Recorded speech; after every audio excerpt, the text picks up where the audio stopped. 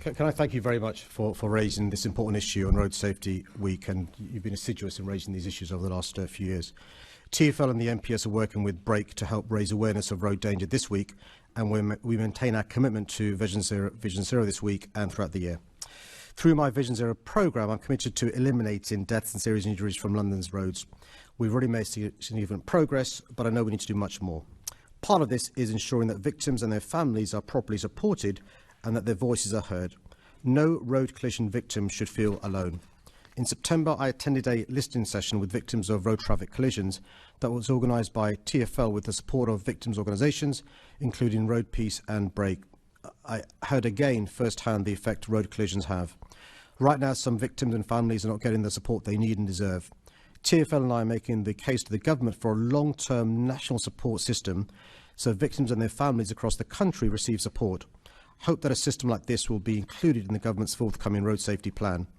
While organisations including BREAK and Road Peace do great work in supporting road collision victims, one issue with third sector organisations operating independently of local agency is that the onus is on the victims to seek out their services. We should not be asking people who are experiencing loss and trauma to take the burden of care on themselves. In London, TfL's Sarah Hope Line is an additional service that provides support to those who have been involved in or affected by a life-changing incident on the TfL network, and I see Sarah's in the gallery today. In addition to this, working with the Victims Commissioner and the Metropolitan Police, we're exploring options for enhancing victim support through agencies that specialise in road trauma support. Our aim is to increase the number of people supported and improve the offer of support to those left bereaved or left with life-changing injuries. As part of this, we're looking at formal mechanisms for proactive referral in the aftermath of a collision, removing the burden from victims and bereaved families of having to search out help. In addition to those sadly killed or seriously injured, thousands more people suffer less severe injuries on the roads. These can also be traumatic and have long-term consequences for those involved. I've asked the Vision Zero team at TfL to look into options to provide an easily accessible information hub to help support these victims too.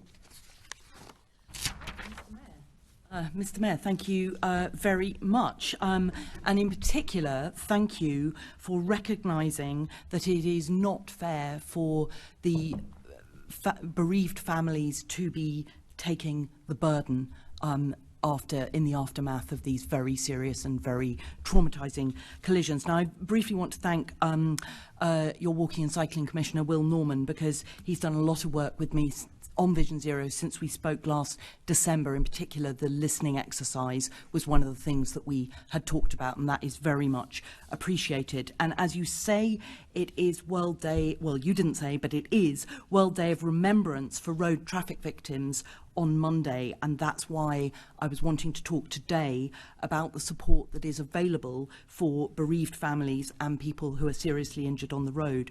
Now, as well as Sarah Hope in the gallery, Mandy Garner is in the gallery today. She's the mother of Anisha, who was sadly killed in a shocking hit-and-run collision in February 2020 after stepping off a bus in Brixton Hill. And I've talked with her recently about her experience since Anisha's death. And she explained the delays in getting in contact with the family liaison officer. And overall, she said, and I quote, "You never get told anything. You have to follow everything up." So your recognition of this in your opening statement is very much appreciated.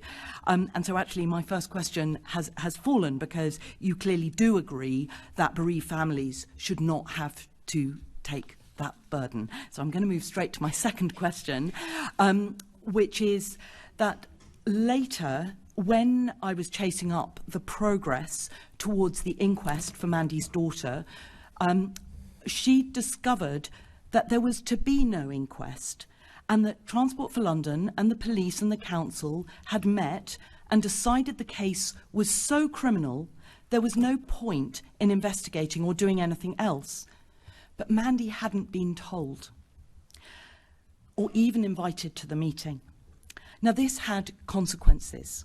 It meant that she had to try and get a death certificate without an inquest. But a lot of the information had been lost in the system.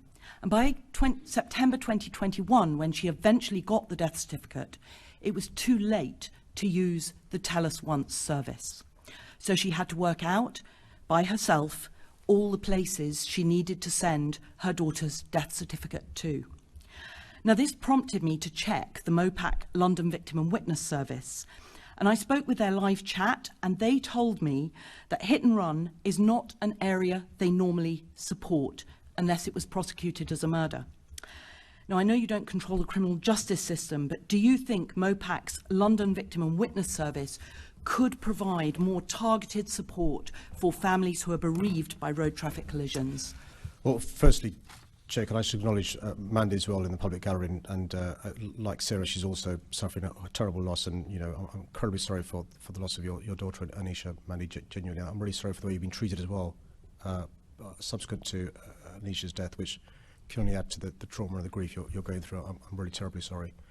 Karen, can also put on record my thanks to you for your assiduous lobbying of me and TfL on these issues. Genuinely, the progress you've made is thanks partly to your achieving, so thank you for that. Can I take this away? One of the challenges that the Mayor's Office of Police and Crime have is they support victims of crime, and without in any way diminishing the grief of Mandy and the support she deserves. This is one of the challenges. So an amazing stat which you'll recognise is there are 700 homicides across the country a year, and thankfully they get decent support, most of them. There are 4,000 deaths on our roads. Most of them receive almost no support, as you suggested in your question. So let me take away what we can do in relation to additional support for hit and run, because for the reasons you suggest, by inference, they're a crime. Yes. And also, they may not be serious in relation to a league table of crime, but they're serious to the families. So can I take that away and come back to you and also to Mandy and Sarah about that? That would be very much appreciated. And the other thing that would be great if you could also take away is just the publication of information, because people don't know how to contact the support that is available, like the Sarah Hope line. So if you could take that away as well, that would be much appreciated. That's one of the things, to make it proactive rather than being reactive to. Thank you. That was a very helpful exchange.